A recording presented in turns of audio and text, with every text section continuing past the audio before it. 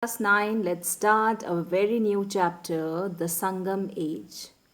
My suggestion to you is just go through the chapter and just read out for 4 or 5 times thoroughly because in this chapter you'll find very difficult terms as well as very difficult poet's name and very difficult book's name also because these all are in Tamilian language, right? So my suggestion to you is just go through the chapter and just read out as much as you can, right? So let's start the chapter, the Sangam Age. Class 9, let's start the chapter number 6, the Sangam Age, kingdoms and the social and economic conditions of the Sangam period. Now see here, before starting the chapter, let me tell you about the Sangam age. So Sangam age was the period of history of ancient Tamil Nadu and Kerala and parts of Sri Lanka, spanning from 6th century BCE to 3rd century CE. It was named after the famous Sangam academies of poets and scholars centered in the city of Madurai. So this detail is not given in your book, so better you note down whatever I told you just now. Now just do write the meaning of Sangam. So Sangam means it's a confluence of rivers, is of Sanskrit origin, coming from Sangha, the Buddhist and Jain term for an assembly of monks. In Tamil, the word means Sangam means assembly.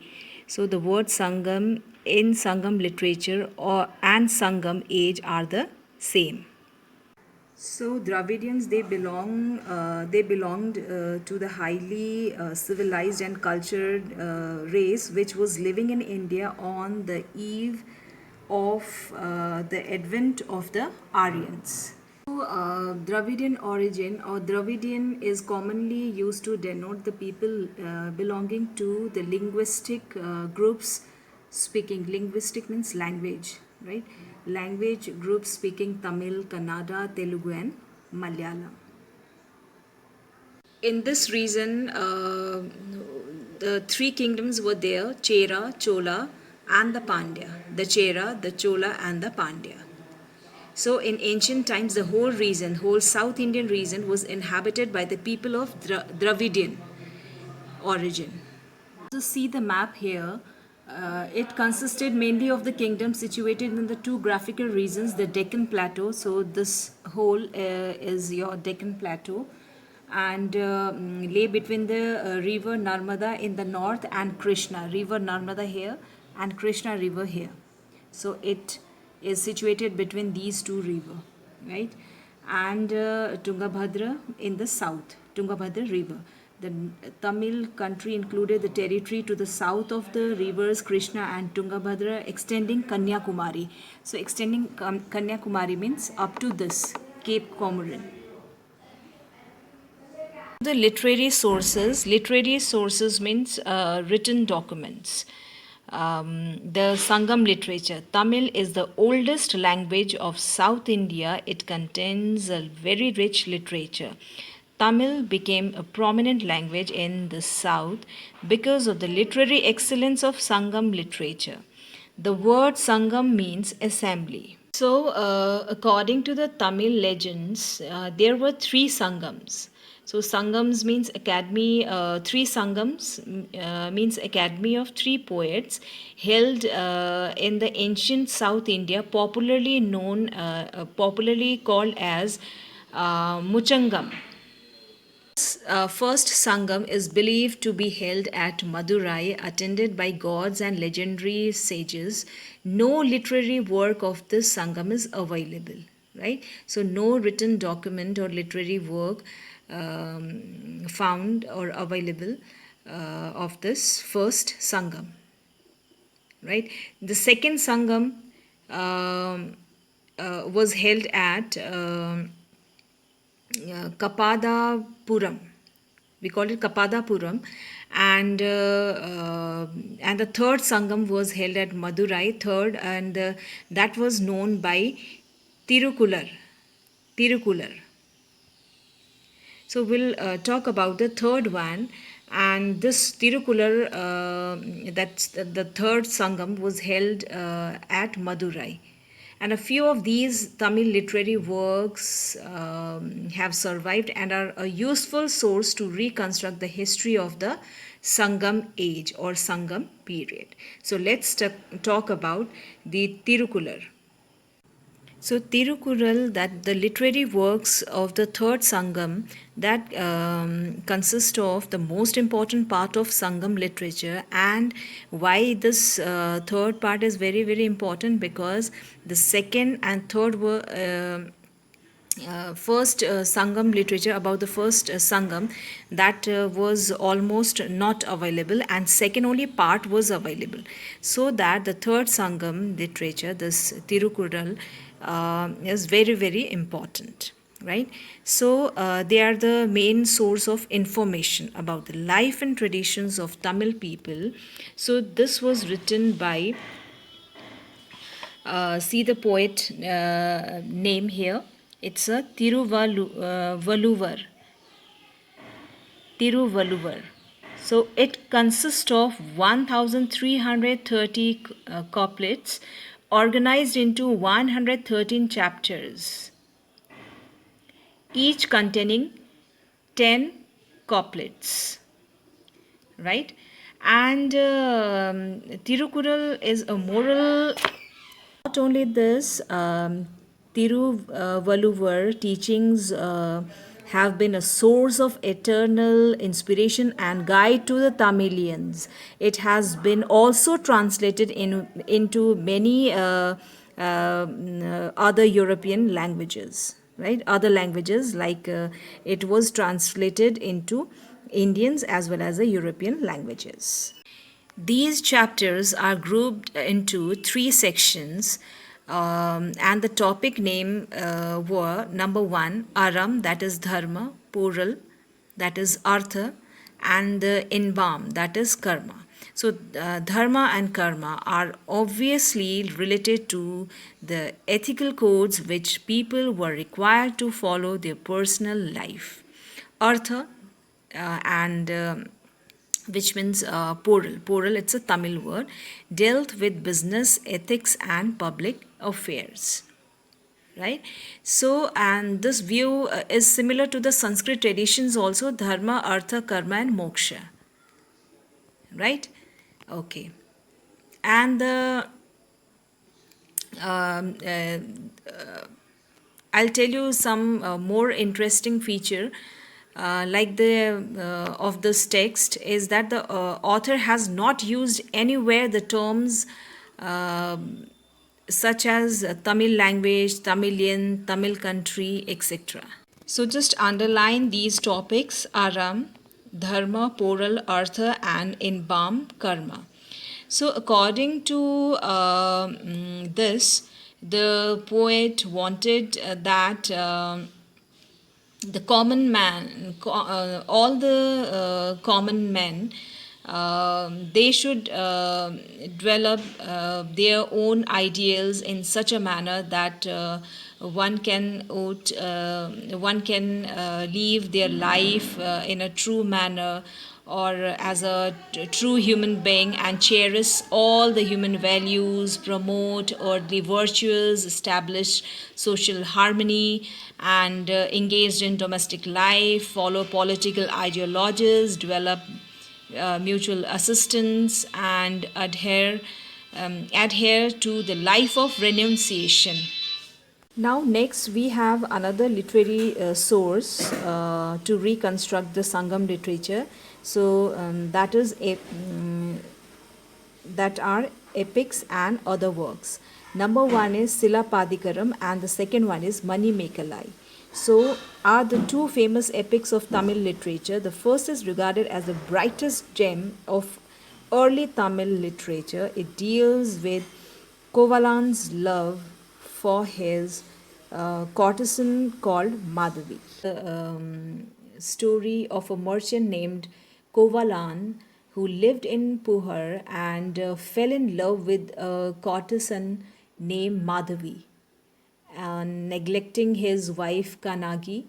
And later, he and Kanagi left Puhar and went to Madurai, where he was wrongly accused of stealing some jewelry by the court jeweler of the Pandya king. And the king sentenced Kovalan to death. Right? So Kanagi, who still loved him, was full of grief and anger at this injustice and destroyed the entire city of Madurai. Right? Okay. Here it's written the other epic Mani Mekalai deals with the adventures of the daughter born of the union of Kovalan and Madhavi. So the Mani Mekalai describes the story of the daughter of Kovalan and Madhavi, and incidentally that Mani Mekalai also gives glimpses of the development of fine arts in the Sangam age. So these epics throw light on the social and economic life of the Tamilians up to about 6th century AD. Right? Okay. These were the literary sources which reconstruct the Sangam age or a period. Now come to the archaeological sources. So first is megaliths. The megaliths, the word megalith means large stone. Mega means large and lith means stone, right? So they are found in the upland areas of the peninsula. Peninsula means Deccan Plateau. South India, we can say peninsula. Their concentration, however, seem to be in eastern Andhra and Tamil Nadu. The megalith culture can be traced from 1000 BC to the early centuries of the Christian era. The megalith culture is mostly known for its burials.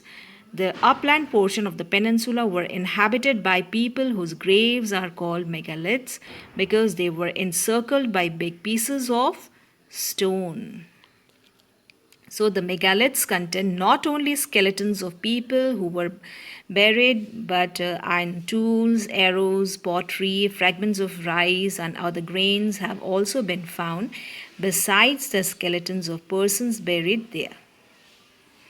Not only that, arrowheads, spearheads, sickles, all made of iron, do show the transition from copper to the Bronze Age culture to the Iron Age, and the pottery and agricultural tools, spearheads, sickles, etc., give us an idea of the culture and sources of livelihood of megalithic people.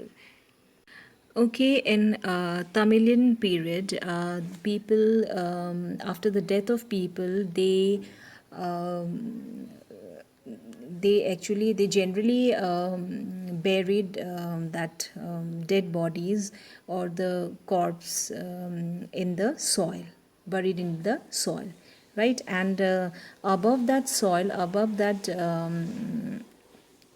soil, what they used to do, they used to put big stones, so which came to be known as megalith.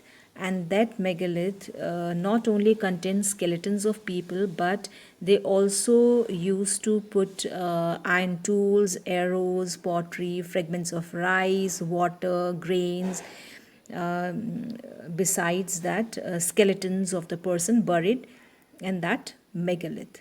So this shows that the Tamilian people, they believed that there is a life after death, right? So second one is use of this arrowheads, spearheads, sickles. So sickles means it's an instrument used to cut the grass, right? So here are the implements made up of irons of that time. So these also show that the people of Tamil, they used iron tools. So this shows that there was a transition from copper to Bronze Age and Bronze Age to Iron Age. Clear?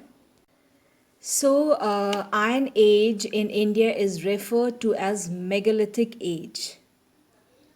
Just keep in mind, and this is the point to be noted, that in India, or Iron Age in India is referred to as megalithic age, right? Okay, and Sangam period, it's a form, the last phase of the megalithic period, and the Sangam age community, or megalithic community we can say, was forming a part of their like their tank irrigated agriculture, permanent agriculture settlements, their the kings and the peasants. They also mastered in pottery techniques, right? The art of writing, that is inscription, was the art of writing was known to the Tamils before the beginning of the Christian era. Nearly 80 inscriptions in the Brahmi script have been found in many caves in Madurai region. These inscriptions belong to the period probably 2nd century BC, when the Buddhist and the Jain preachers visited this region. They provide an example of the earliest kind of Tamil, an amazing mixture of the two languages, Tamil and Prakrit. So, inscriptions found on the caves and the pottery are the other source for studying the history of Tamilian, right? And writings in Tamil Brahmi script have been found in many locations in Kerala, Tamil Nadu, Sri Lanka, and also not only that, also in Egypt and Thailand. Mostly recording grants made by the kings and the chieftains.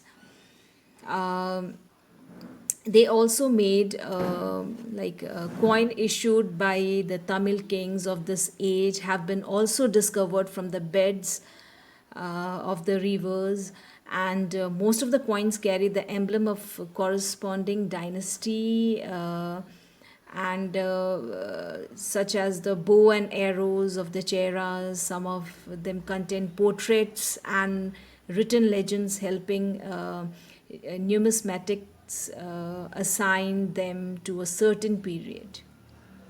Numismatist means relating to coins or medals, right? So, the inscription of Kharvela, the ruler of Kalinga, says he destroyed a confederacy of Tamil states. This is King Kharvela, the ruler of Kalinga, who said that he has destroyed the confederacy of Tamil states, Tramir Desh Sanghatam. That's all for the day, children. Now we'll start with new chapter in the next video. Till then, bye.